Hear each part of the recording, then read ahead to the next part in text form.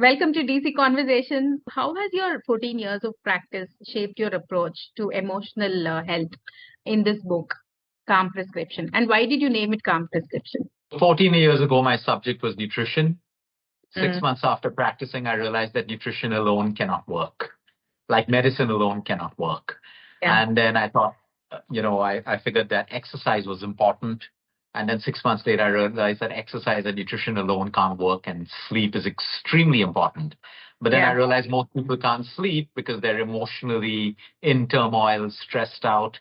So over the years, we've added all of these pillars. And now after almost 14 years, I am 100% sure that most people are sick because of chronic stress in their body, nervous system dysregulation, which in turn affects the immune system, creates inflammation.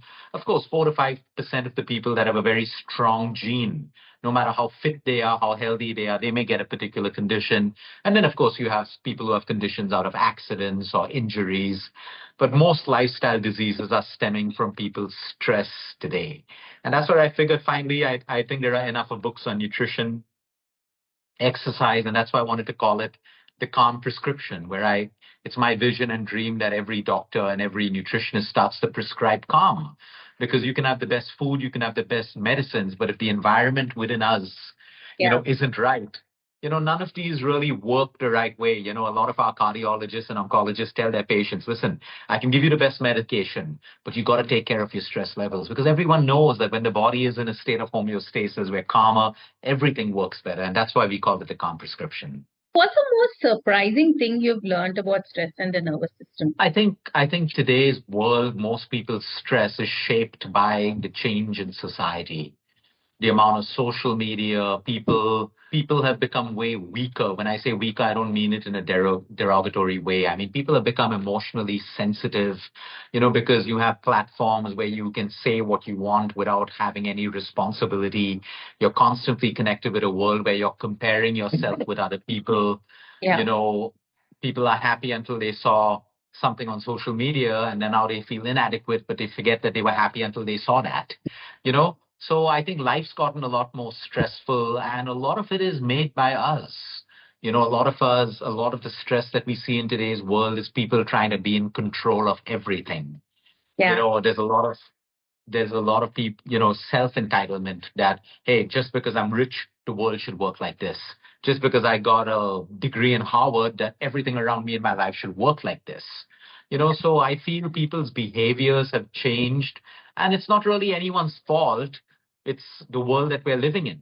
It's not really anyone's fault, but the fault is if we don't identify these things and make the change. So I think there's too much of negative news. In fact, the news is only negative. There's too yeah. much of stuff, too much of stimulation that's really affecting our nervous systems. So I think all of these things together is one observation that people are ambitious, but yet you can be ambitious, but not at the cost of your health. You can Right. build as many companies as you want, but not at the health. So sometimes people mistake ambition and they have more greed than ambition. There's a fine line between being ambitious and between being greedy. Yeah, But then we have a bigger problem that no one likes to be told these things because people are so emotionally sensitive that yeah, they feel that, oh, I need a therapist, I need this, and it's good. Please take that. But sometimes we have to learn that, getting direct feedback about a behavior change is better than 3 years of therapy. So this is what I mean. We true. become emotionally sensitive. We get hurt so easily. And I feel that's put up so many resistances.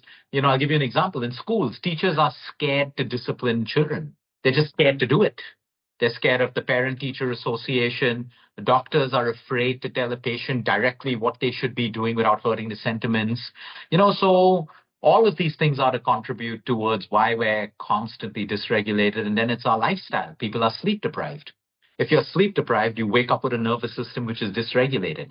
People are on their screens all the time. They're not getting natural light. If you're not Mm. getting natural light, your nervous system is dysregulated.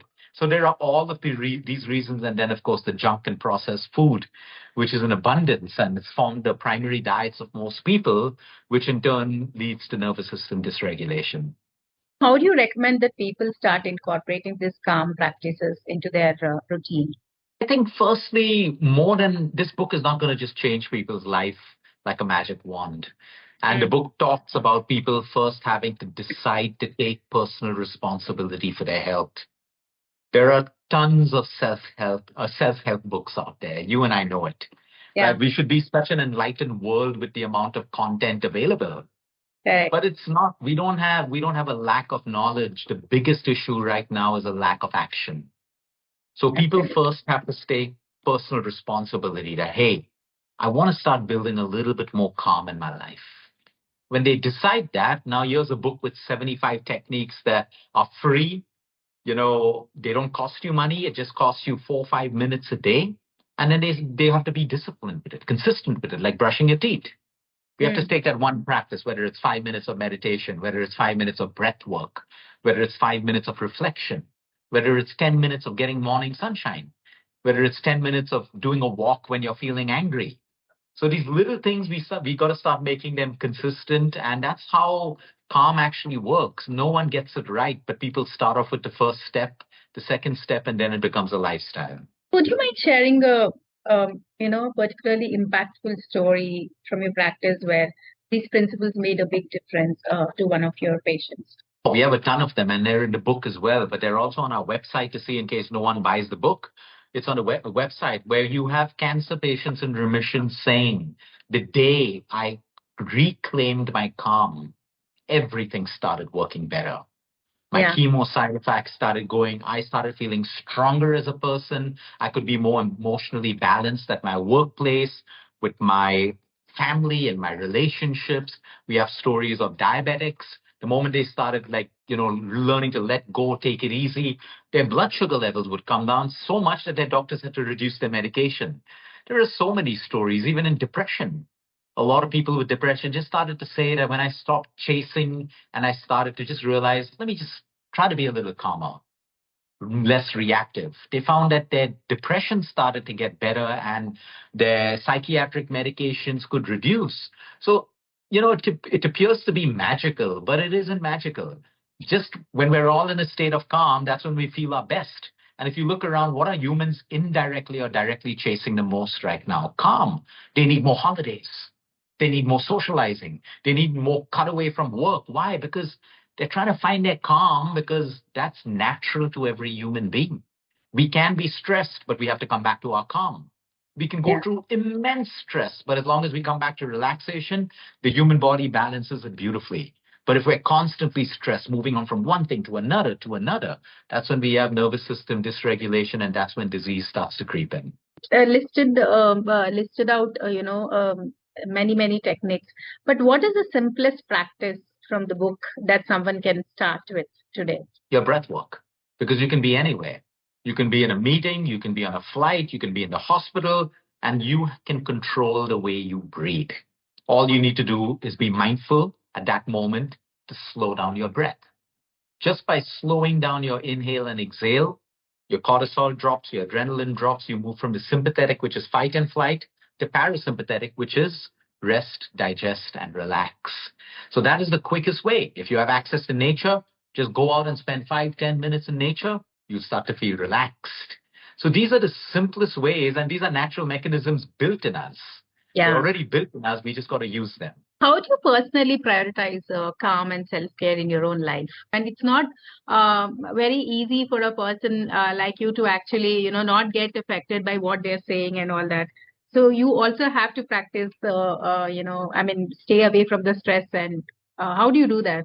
So absolutely, I built it with discipline. At the start of my career, every patient's story would affect me emotionally. I would take it home. I would be a different person with my family. But over time, you learn through mindfulness and through your own practice that someone else's story doesn't have to be your story. So I started to disengage. I started to focus on, this is the patient's problem. What can I do?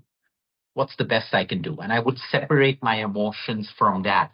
That doesn't mean I have less compassion, but I would be less emotional. So you learn this. You learn this along the way. And I'm lucky to have mentors like oncologists and cardiologists and surgeons across the world in my travels that have helped me because they're now 60, 70, and 80 years old. And they said, hey, Luke, you're going through what we went through. And they teach you. They teach you these things. And now I teach it to other people as well. It's very important for me to get sleep. For me, it's a non-negotiable.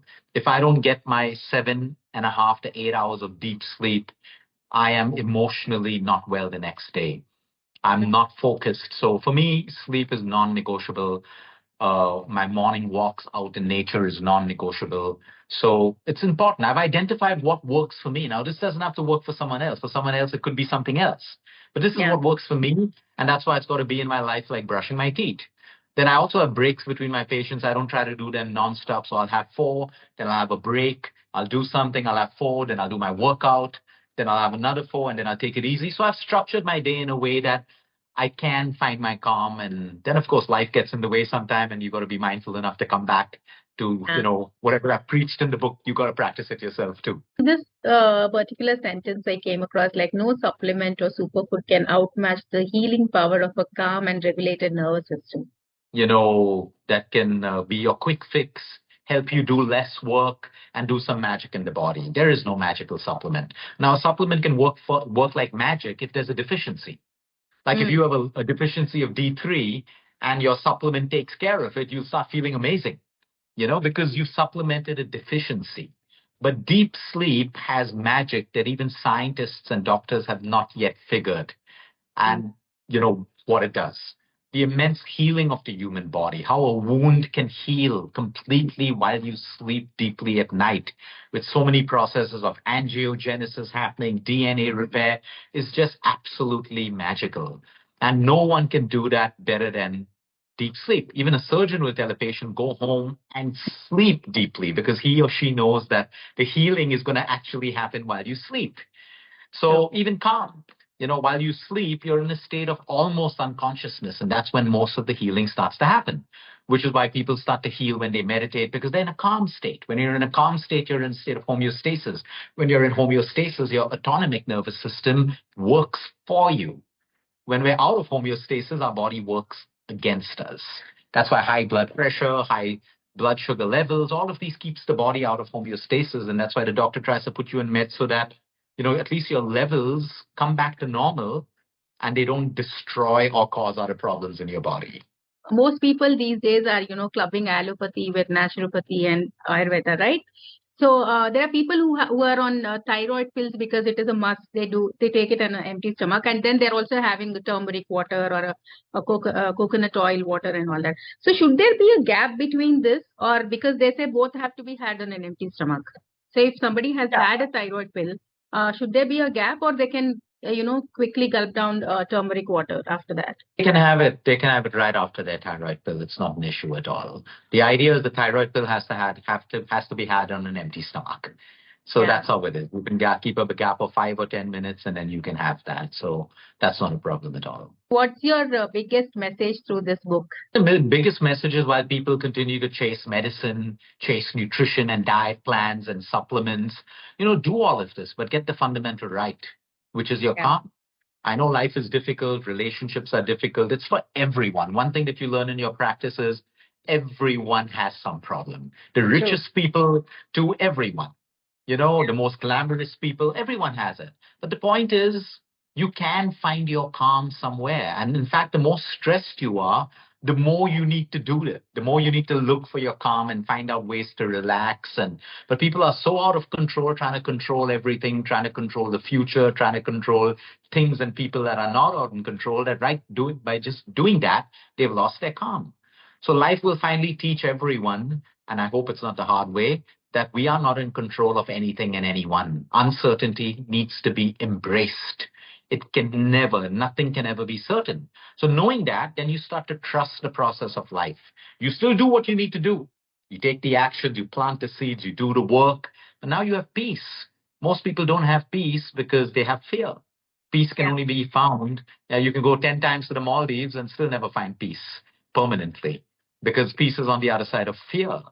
So it's important for us, and the book talks about all of these things. You can open any page of the book and there'll be something that you can do. So, that's my message to everyone. Thank you so much, Luke. Thank you for talking to us. For your time and Thank good you to for see your you time. again. You Bye bye. too.